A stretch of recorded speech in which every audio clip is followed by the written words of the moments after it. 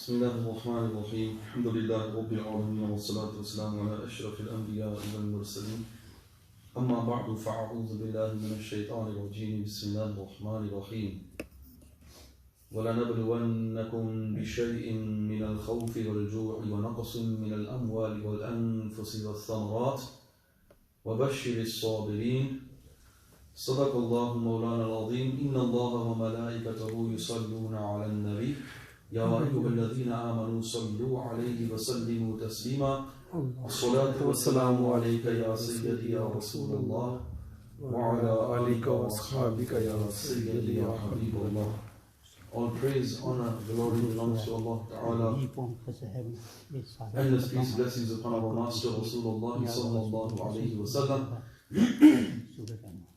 upon his companions, his family, his wives. Allah Ta'ala raised all the ranks of the awliya, the shuhada, the martyrs, and the righteous ulama of Ahl Sunnati wal Jama'ah. The verse from Al-Quran Al-Kareem I've recited, Allah Jalla Jalaluhu mentions وَلَنَبْلُوَنَّكُمْ بِشَيْءٍ مِّنَ الْخَوْفِ وَالْجُوعِ.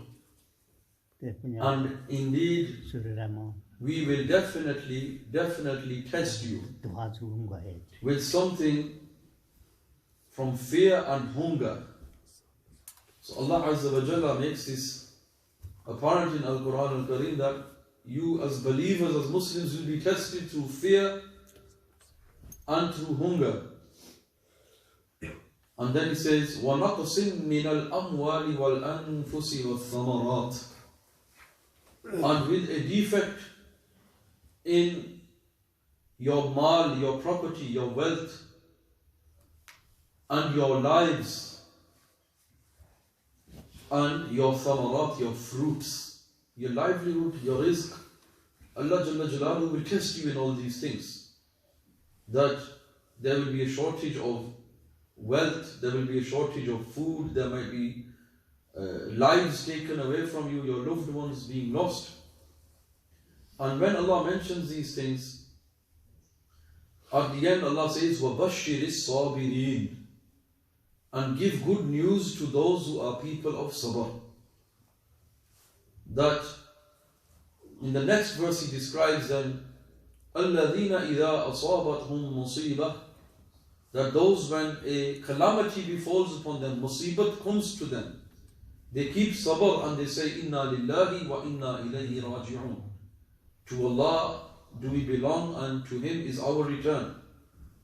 So the believer, the Muslim, in every state, whether it is in a state of wealth, a person is affluent, or whether it is in poverty, a person is poor, whether a person has good health or whether he is sick, whether he has plenty or less, regardless of his circumstances, the state of a believer has to be that he recites Alhamdulillahi ala kulli hal.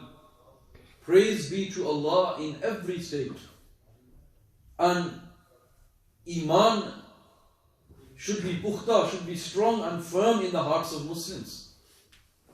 That foremost, anything which happens, any leaf which falls from a tree, any bird which flaps its wings in the skies, any person lives, any person dies, all of this, Inna Allah ala kulli shay'in qadir. We must have firm iman that indeed Allah is powerful over everything. And Allah controls everything. So firstly, I would like to give Mubarak to those Muslims who come to Jumu'ah today. Okay, MashaAllah, you have turned up and came to seek the blessings of Allah Azza wa Jal. There is a lot of news, a lot of reports, and a lot of things being spread on social media which have deterred many people from coming to the Jumu'ah. And Masjid and ulama have primarily sought advice from medical professionals. And because the medical advice which is being given currently is that this new virus, this coronavirus, it has spread across many countries in the world, and at the most it's affecting the elderly. those who are 60 plus, 70 plus, 80 plus, the risks increase. But for the majority of us, for young people and the rest, it will pass as a normal virus, as a normal flu. You might have a few symptoms and then it will go away. So this thing will come and it will go just like any other disease or virus. It won't stay forever, inshallah, azza wa jalla. So this thing has to be understood. And then one other point I would like to mention is those people who are suffering slight symptoms like a cough or a fever or a temperature and so on, have been advised to avoid public gatherings. Now doing ihtiyat I agree with, but I would say to an extent, not to become so extreme and so fearful, that you should have some trust in Allah subhanahu wa ta'ala. Ihtiyati to zarur karni chahiye, lekin is had tak nahi ke had se bar jaye. And what I mean by this is like what we see happening in the markets now. The supermarkets, people have gone crazy, right? Buying toilet paper, buying soap, buying other necessary things which, this panic has spread everywhere. Who has spread this panic? Essentially it's coming from these governments and it's coming from the media. Now everyone needs to understand that these governments and this media, first and foremost I will say, Mimbar Rasul sallallahu alaihi wasallam, they are big liars. And they are big shaitan. Okay? They have lied about many things and they twist many things and they exaggerate as well. Something may not be as big, but they will easily exaggerate and make something seem as if, oh, I'm about to die now. But it's not the case. Allah subhanahu wa ta'ala, He has power over everything. Yes, take the precautions. But don't go to an extent that you go crazy. And this craze about buying, which is driven by greed and self-interest, many people in the West at one time were laughing at refugees. Those who come from war-torn countries. Look at these people jumping on boats and trying to get into our Europe, our country. وَلِلَّهِ مَا فِي السَّمَاوَاتِ وَالْأَرْضِ. Where's your country? Where's your Europe? To Allah belongs whatever is in the heavens and in the earth. If anyone is fleeing from a war-torn country, refugee, their families have been killed, their sisters have been raped, their children have been murdered, and their houses have been destroyed, their livelihood has been destroyed and wrecked. Who are me and you to judge them and to judge their situation? So many people were looking down upon the poor and the downtrodden and the refugees and those who were fleeing from war, clinging on to their belongings, whatever little they had, their babies, their loved ones, and trying to seek a safer home. But many were laughing and joking over this and mocking them. But when things change, when disease and calamity spreads in other places, look what happens, look at our reaction. Look how people are fighting over toilet roll. People have been fighting over boxes of pasta. Right? In the supermarkets, people have been fighting over these basic products. But just look at our hal, look at our state. We should be thankful to Allah subhanahu wa ta'ala at all times. And we should have trust in Allah subhanahu wa ta'ala and faith in Him. Primarily, this is the first thing. Another point I would like to mention is that ibadat, the worship of Allah and the zikr of Allah, this is essentially what drives away disease and disasters. So I would not deter anyone from giving up ibadat in their homes, especially in their own private lives as well.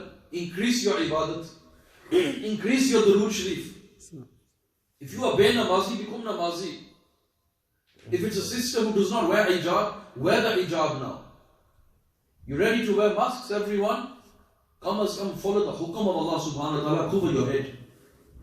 This is fard from Allah and His Rasul sallallahu alayhi wa sallam. Sisters need to cover their bodies. Yes, they have permission of showing their face, their hands, feet, according to the fuqaha, but hijab is a fard.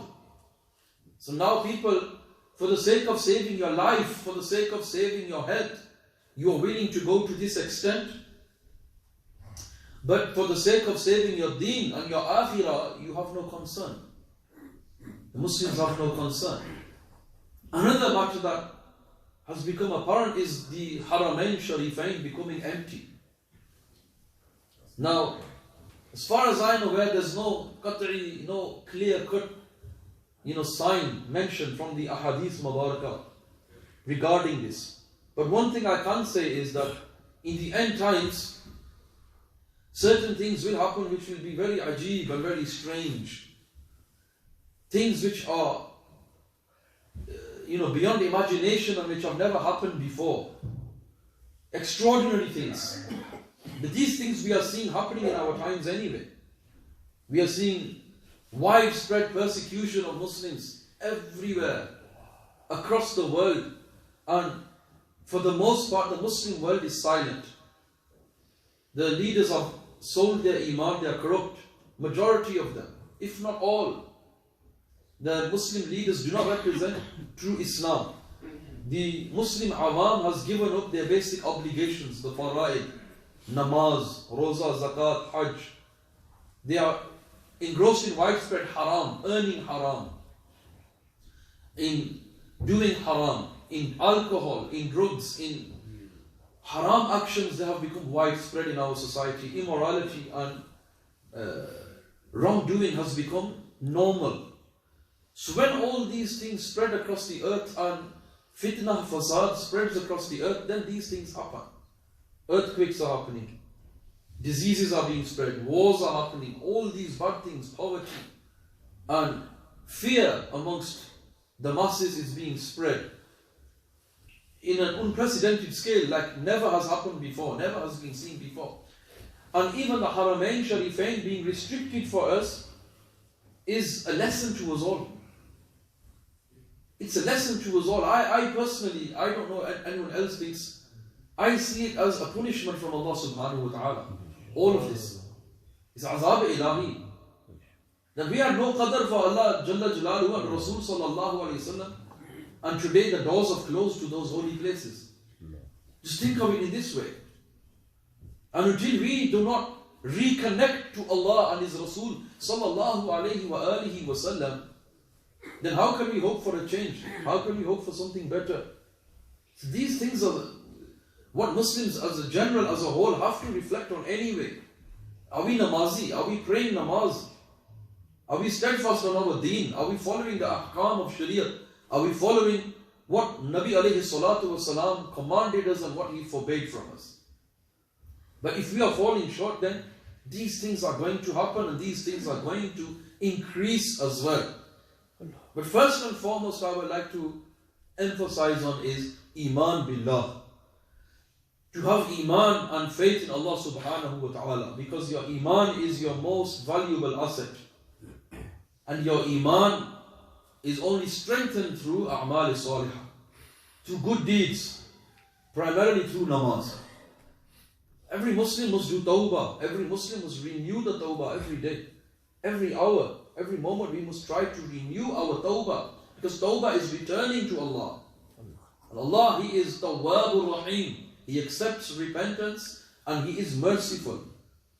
But we need to turn towards that direction first of all. And we need to seek His forgiveness and seek His mercy. And Allah Jalla Jalaluhu, He will answer. Ud'uni astajib lakum. Mujhse dua karo, main qabool karunga. So Allah subhanahu wa ta'ala, He says, ask me and I will give. Allah ta'ala will give and He will answer. He will respond. But come ask for the sake of Allah. But Muslims have turned their interests elsewhere.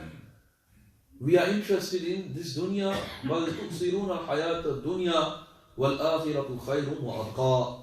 But you prefer the life of this world, and the hereafter is better and everlasting. Allah Jalla Jalaluhu has Jannat ready for Muslims. Jannat should be our aim. Jannat should be our target. And to please Allah Jalla Jalaluhu and His Rasul sallallahu alayhi wa sallam. So I will just emphasize on some of these points, and also I would like to mention some signs of Judgment Day. The book of beliefs, which was available outside, and brothers and elders who want copies, they are available at this Masjid.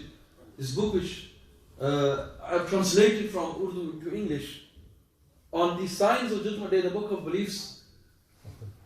Some of the signs of Judgment Day which are already apparent everywhere, and which Muslims need to wake up to and rectify themselves. We need to rectify ourselves and the whole world. This should be the aim of every Muslim.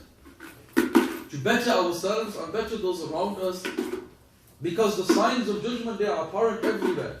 Some of the minor signs mentioned, our knowledge will disappear before Judgment Day. Widespread ignorance. The majority of people will not know basics of Islam. Secondly, that scholars will not remain, ulama will perish. And this is happening everywhere. That scholars and great shuyukh of Islam, they have slowly, gradually disappeared from this world.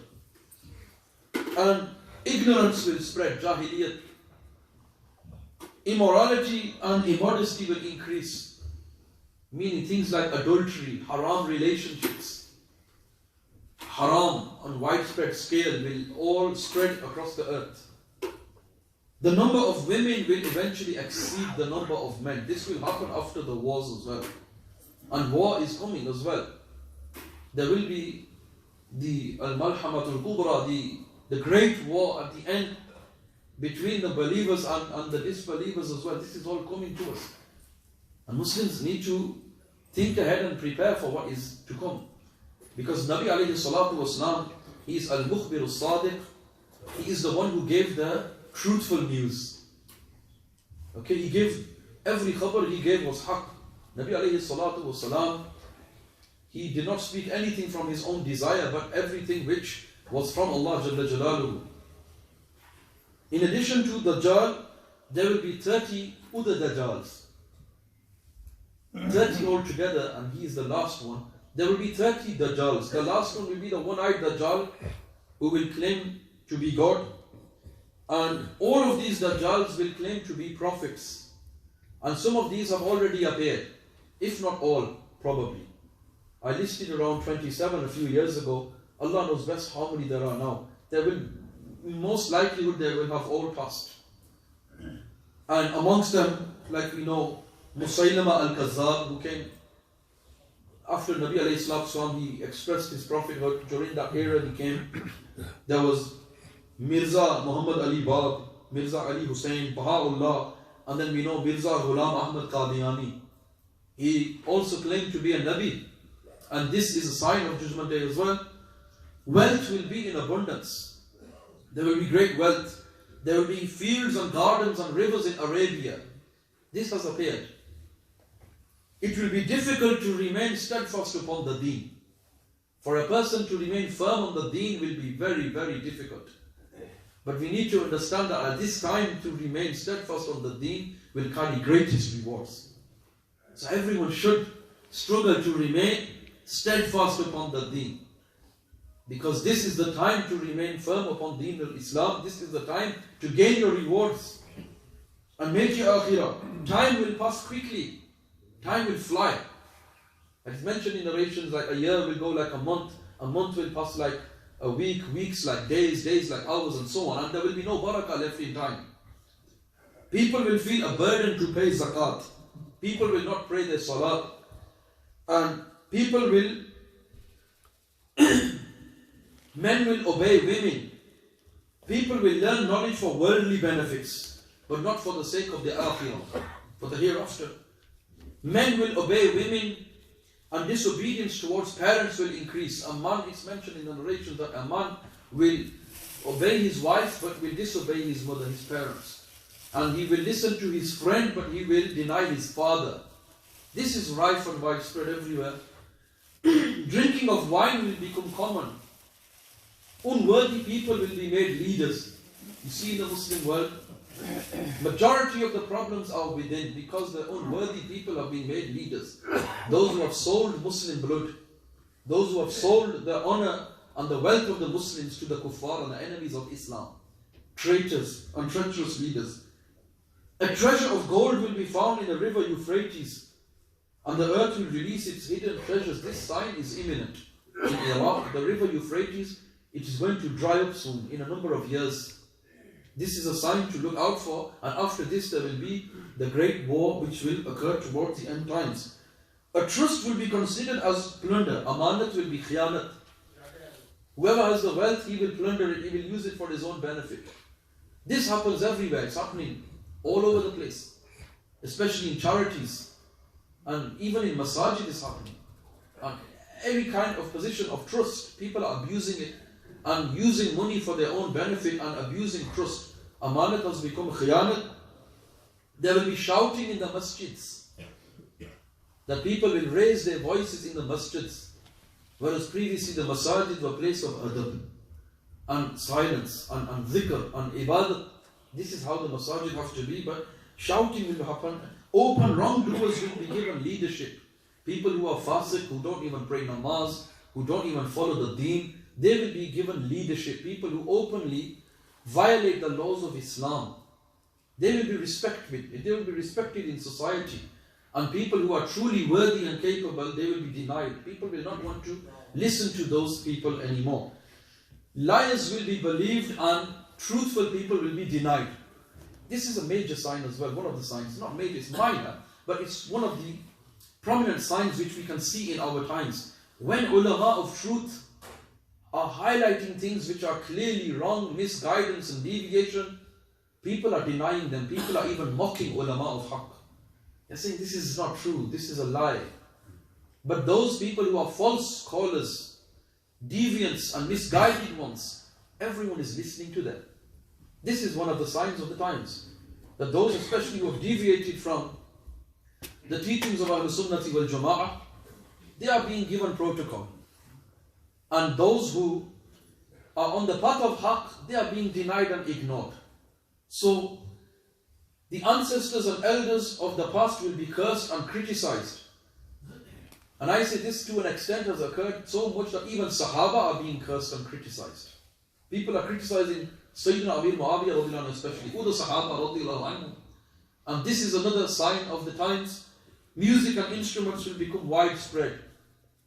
Music and instruments.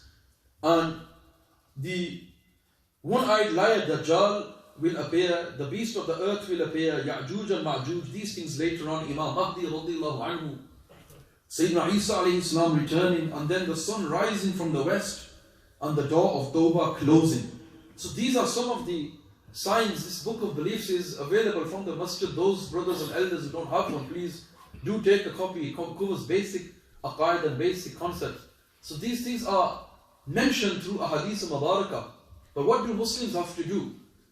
That even if Qiyamah was to appear, doesn't mean you stop everything and no. You continue your life as normal. The one who is about to plant a seed, you plant it and you continue. Continue with your everyday life and keep your faith and trust in Allah subhanahu wa ta'ala. Because remember, He is Malik. He is the one who is Razaq. He is the one who gives rizq. He is the one who is the giver of life and death. He is the one who every Muslim must trust. Not what comes on the TV, what comes in social media, what the government say. Yes, take necessary precautions. Try to avoid social interactions at the most, as much as you can, in order to avoid the spread of this virus and this disease. But first and foremost, I will say to everyone, trust in Allah subhanahu wa ta'ala and reconnect to Him. Reconnect to Him. Pray your namaz. Pray your namaz. Pray your namaz. If we're not praying namaz and we're not connecting to Allah subhanahu wa ta'ala, then these kind of calamities are going to continue and increase. Of course, we cannot stop these signs of judgment day and what's due to come. But we must do what is fard upon us and wajib upon us. Allah subhanahu wa ta'ala give us all tawfiq to do amal. Wa ma alayhi illa al-balagh.